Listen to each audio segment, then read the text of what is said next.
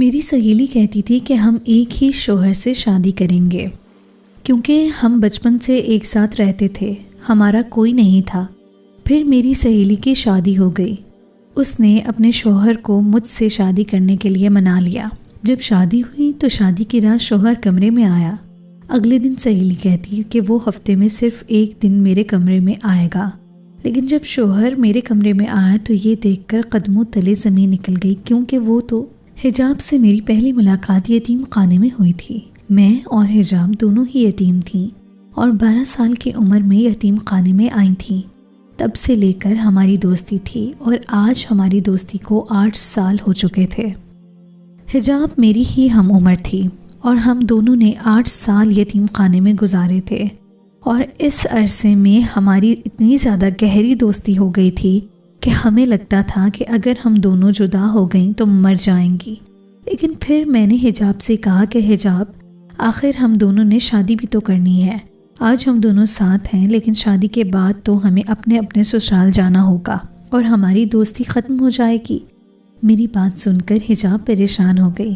پھر بہت سوچنے کے بعد اس نے کہا، ایسا نہیں ہو سکتا کہ ہم دونوں ایک ہی شخص سے شادی کر لیں تاکہ ہم شادی کے بعد بھی ساری زندگی ساتھ رہیں۔ اس نے مذاق میں یہ بات کہی، لیکن میرے دل میں لگی۔ میں نے سوچا کہ اگر واقعی ایسا ہو جائے تو کتنا اچھا ہو جائے گا۔ میں نے حجاب سے کہا کہ یہ تو بہت اچھی بات ہو جائے گی۔ ہاں واقعی یہ تو بہت اچھا ہو جائے گا، اس طرح سے ہم دونوں کی زندگی آسان ہو جائے گی اور ہمارا دنیا میں کوئی ہے بھی نہیں۔ اگر ہم دونوں ہی ایک شخص سے شادی کر لیتی ہیں تو پھر ہم ساری زندگی ساتھ رہیں گی۔ پھر کچھ دن کے بعد ایسا ہوا کہ حجاب کی ملاقات ایک لڑکے سے ہو گئی۔ دونوں کی بات چیت شروع ہوئی اور محبت تک جا پہنچی بات۔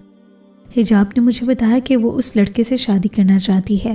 یہ بات سن کر مجھے بہت خوشی ہوئی، لیکن تھوڑی پریشانی بھی ہو رہی تھی۔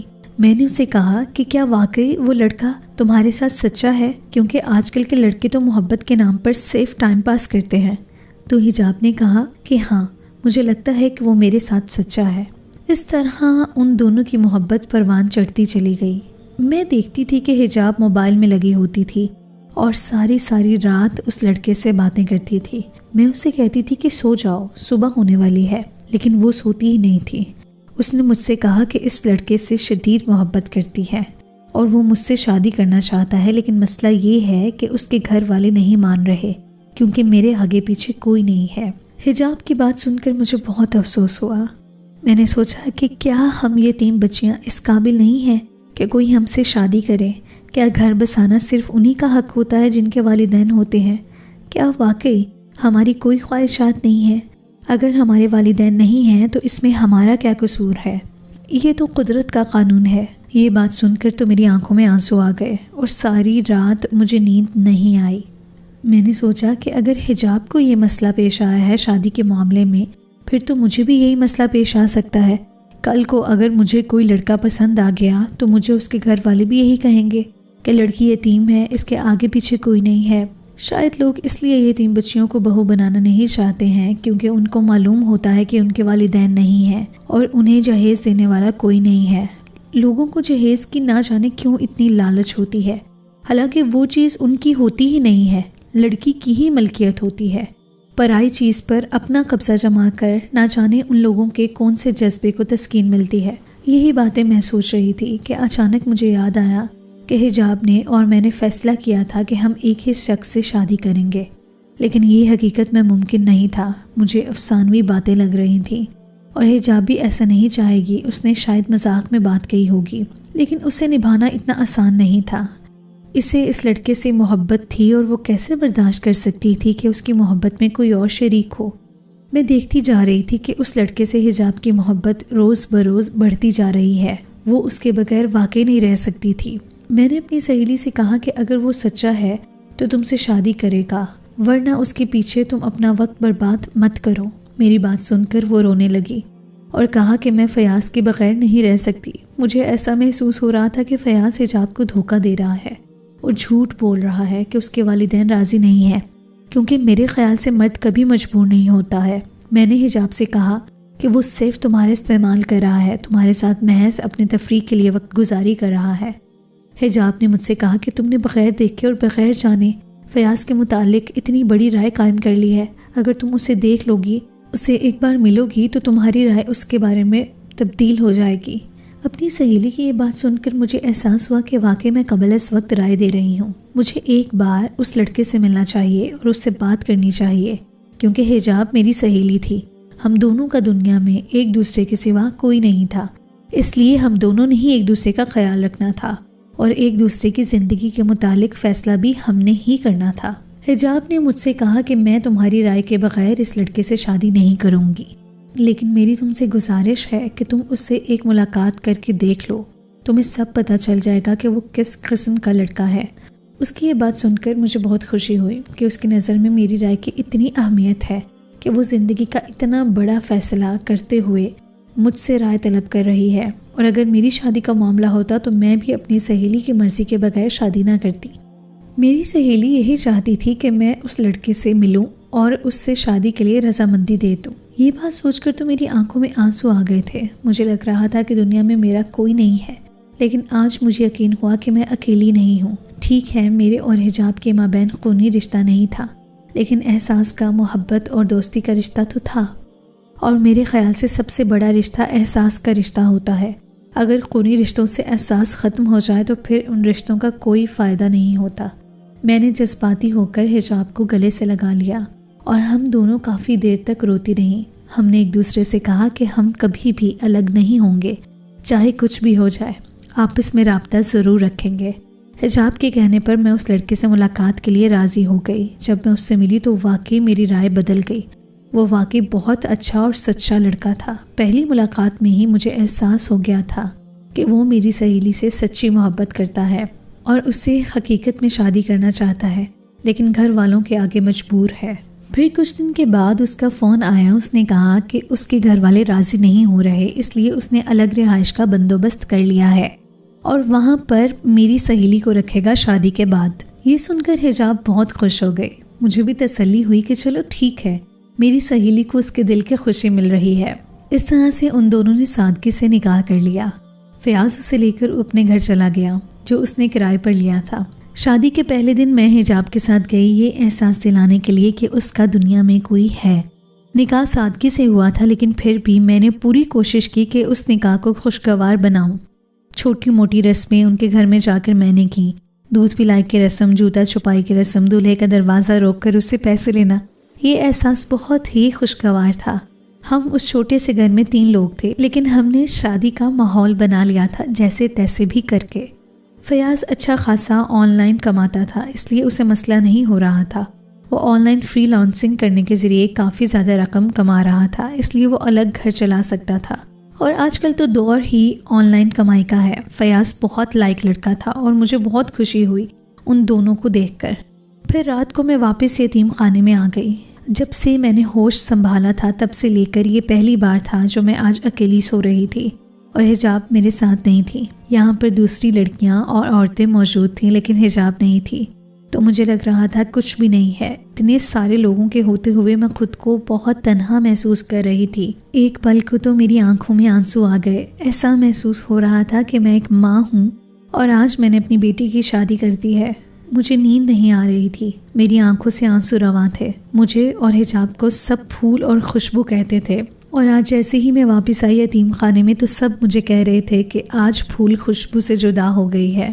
میں سونے کے لیے لیٹ گئی، لیکن مجھے نیند نہیں آ رہی تھی۔ اچانک ہی میرا چھوٹا سا موبائل بجا۔ میں نے دیکھا کہ حجاب کی کال آ رہی ہے، تو میں حقیقی معنوں میں پریشان ہو گئی کہ وہ اس وقت مجھے کیوں کال کر رہی ہے۔ اس وقت وہ اپنے شوہر کے ساتھ خوشگوار لمحات گزار رہی ہوگی، تو اسے مجھے بات کرنے کی کیا ضرورت پیش آ گئی تھی؟ کہیں ایسا تو نہیں کہ کچھ دھوکہ ہوا ہے اس کے ساتھ؟ ایک پل میں میرے ذہن میں بہت سارے منفی خیالات اور سوالات نے جنم لے لیا تھا۔ میں مثبت بھی سوچ سکتی تھی، لیکن پتہ نہیں کیوں میں منفی سوچ رہی تھی۔ لرزتے ہاتھوں کے ساتھ میں نے موبائل اٹھایا اور کال اٹینڈ کی۔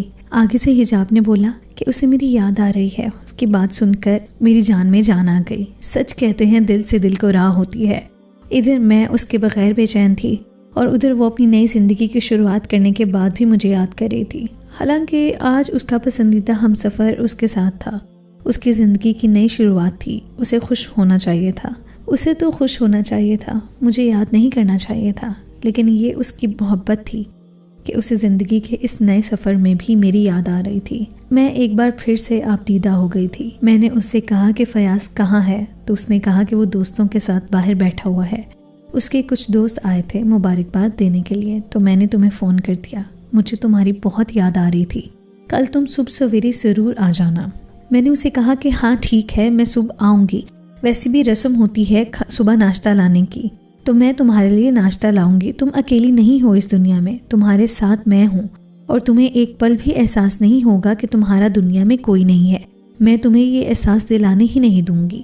پھر ہم دونوں کافی دیر تک باتیں کرتی رہیں، پھر اس نے کہا کہ فیاض آ گئے ہیں۔ میں نے فون کاٹ دیا، لیکن خوشی سے میری آنکھوں میں آنسو تھے۔ پھر جیسے ہی صبح ہوئی تو میں اس کے لیے ناشتہ لے کر رکشے میں روانہ ہو گئی اپنی پیاری سہیلی کے گھر کی طرف۔ اس کے گھر کی طرف جاتے وقت مجھے بہت خوشی ہو رہی تھی اور ذمہ داری کا احساس ہو رہا تھا۔ جب میں وہاں پہنچی تو اس نے خوشی سے مجھے گلے لگا لیا اور پھوٹ پھوٹ کر رونے لگی۔ میں نے اسے کہا کہ یہ رونے کا نہیں، خوش ہونے کا وقت ہے، دیکھو میں تم دونوں کے لیے ناشتہ لائی ہوں۔ مجھے دیکھ کر اس کے شوہر بھی خوش ہو گیا اور انہوں نے کہا کہ حجاب تم تو دنیا میں اکیلی نہیں ہوتی، یہ لڑکی تو تمہارا پورا میکا ہے۔ حجاب نے میرے ہاتھ سے ناشتہ لیا۔ میں نے کہا نہیں، میں خود لگاتی ہوں۔ فیاض اور حجاب دونوں بیٹھ گئے اور میں نے ناشتہ لگایا۔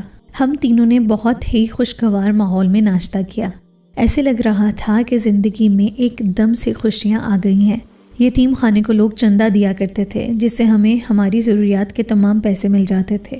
ہر مہینے کے آخر میں ہمیں ایک معقول رقم دی جاتی تھی ہمارے خرچے کے لیے، جسے میں نے حجاب کی شادی کے لیے جمع کر رکھا تھا اتنے عرصے سے، تاکہ جب اس کی شادی ہو تو میں کچھ خرچہ کر سکوں۔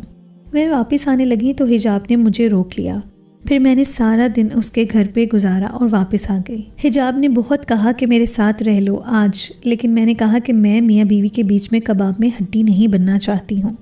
لیکن پھر حجاب کو سکون نہیں آیا، وہ بار بار فون کرتی تھی، کہتی تھی کہ میرا تمہارے بغیر گزارا ممکن نہیں ہے، میرا دل نہیں لگتا تمہارے بغیر۔ میں نے کہا کہ اپنے شوہر میں دل لگاؤ، تو اس نے کہا کہ میں کیا کروں، مجھے تمہاری اتنی عادت ہو گئی ہے کہ تمہارے بغیر مجھے مزہ نہیں آتا۔ اس نے مجھ سے کہا کہ میں اس کے ساتھ ہی رہ لوں یتیم خانہ چھوڑ کر، تو میں نے کہا یہ مناسب نہیں، وہ تمہارے شوہر کا گھر ہے اور تمہارا گھر ہے، وہاں میرا رہنا عجیب بات ہوگی۔ پھر اچانک سے اس نے ایک ایسی بات بولی کہ میں پریشان ہو گئی۔ اس نے کہا کہ تمہیں یاد ہے کہ ہم نے فیصلہ کیا تھا کہ ہم ایک ہی شخص سے شادی کریں گے، کیا ایسا نہیں ہو سکتا کہ ہم اپنے ایسے فیصلے پر عمل کریں اور تم فیاض سے شادی کر لو اور اس طرح ہم دونوں ساتھ رہیں گے؟ اس وقت تو میں نے حجاب کو ڈانٹ دیا، مجھے اس کی یہ بات بہت بری لگی تھی۔ ہاں ٹھیک ہے، ہم دونوں نے ایسا سوچا تھا، لیکن میں اس کے حق پر بالکل بھی ڈاکہ نہیں ڈالنا چاہتی تھی۔ اسے فیاض سے محبت تھی اور وہ اپنے شوہر کے ساتھ اس گھر میں خوش تھی، میں اس کی خوشیوں کے بیچ میں نہیں آنا چاہتی تھی۔ کافی دن تک میں بے چین رہی، لیکن حجاب میں تو جیسے ضد ہی پکڑ لی اس بات کی۔ اب وہ روزانہ میرے پاس آتی تھی اور مجھ سے کہتی تھی کہ میں فیاض سے شادی کر لوں تاکہ ہم دونوں ساتھ رہیں۔ اس نے مجھے بتایا کہ اس نے فیاض سے بھی اس معاملے پہ بات کی ہے اور وہ راضی ہے۔ یہ بات سن کر مجھے بہت غصہ آ گیا۔ میں نے اسے کہا کہ یہ تم نے کیا کر دیا، اپنے پاؤں پر کلہاڑی مار رہی ہو، ہم نے مذاق میں بات کی تھی تو تم تو سنجیدہ ہو گئی ہو۔ تو جواب میں کہا کہ میں نے اس وقت بھی سنجیدہ ہو کر ہی یہ بات کہی تھی اور میں پہلے ہی دن سے اپنی بات پر قائم ہوں، اور میں نے دل میں سوچ رکھا تھا کہ اگر میری شادی ہو گئی تو میں تمہاری شادی بھی اسی سے کرواؤں گی اور ہم دونوں ساتھ رہیں گے۔ اس کی بات سن کر میں نے نفی میں سر ہلا دیا۔ میں نے کہا کہ ہاں ٹھیک ہے، میں اس کے بغیر نہیں رہ سکتی تھی، میرے لیے واقعی بہت مشکل ہو رہا تھا حجاب کے بغیر رہنا، لیکن اس کی شوہر سے شادی کرنا ایک نامناسب سی بات تھی، اور مجھے حیرت اس کے شوہر پر ہو رہی تھی کہ وہ مان بھی کیا۔ ضرور حجاب نے اسے اس طرح ایموشنل بلیک میل کیا ہوگا جس طرح وہ مجھے کرے گی، لیکن میں نے صاف انکار کر دیا تھا اور اس سے بات چیت بند کر دی۔ کافی دن میں نے اس سے بات نہیں کی، اس کی کال اٹینڈ نہیں کی اور اس کے پاس نہیں گئی، تو ایک رات اچانک ہی میرے نمبر پر ایک انجان نمبر سے کال آنے لگی۔ میں نے اٹھایا تو آگے سے فیاض بول رہا تھا اور کہہ رہا تھا کہ حجاب کی طبیعت بہت خراب ہو گئی ہے، تم جلدی سے آ جاؤ۔ یہ سن کر تو میرے پیروں تلے سے زمین ہی نکل گئی۔ میں فوراً ہی اس کے گھر کی طرف چل دی، دیکھا تو حجاب نیم بے ہوشی کی حالت میں پڑی ہوئی تھی۔ میں پریشان ہو گئی تو اس نے میرا ہاتھ تھام کر کہا کہ میں تمہارے بغیر نہیں رہ سکتی، اگر تم نے فیاض سے شادی نہیں کی تو میں مر جاؤں گی۔ اس کی بات سن کر تو میں پریشان ہو گئی، اس کی حالت واقعی بہت خراب تھی۔ میں اور فیاض اسے اسپتال لے گئے، اس کا بی پی لو ہو گیا تھا۔ فیاض نے مجھے بتایا کہ جب سے میں نے اسے بات چیت بند کی ہے تب سے اس کی طبیعت خراب رہنے لگی ہے اور اس نے کھانا پینا بھی چھوڑ دیا ہے۔ فیاض نے کہا کہ حجاب تم سے بہت محبت کرتی ہے۔ پہلے میں اس بات کو مذاق سمجھ رہا تھا، لیکن اب مجھے سمجھ آ گیا ہے کہ وہ واقعی تمہیں اپنی ماں باپ جیسی سمجھتی ہے، اپنا سب کچھ سمجھ رہی ہے اور تمہارے بغیر نہیں رہ سکتی۔ اس کی یہی حالت دیکھ کر میں نے تم سے شادی کی حامی بھر لی تھی، لیکن تم نے انکار کر دیا تھا۔ میں نے کبھی تمہارے بارے میں اس طرح سے نہیں سوچا، لیکن اپنی بیوی کی یہ حالت مجھ سے دیکھی نہیں جا رہی۔ بہتر یہی ہوگا کہ تم راضی ہو جاؤ۔ میری کوئی بری نیت نہیں ہے اس بات کے پیچھے، لیکن آج تم نے خود دیکھ لیا ہے کہ حجاب کی کیا حالت ہے۔ اس کے بعد وہی ہوا جو حجاب نے کہا۔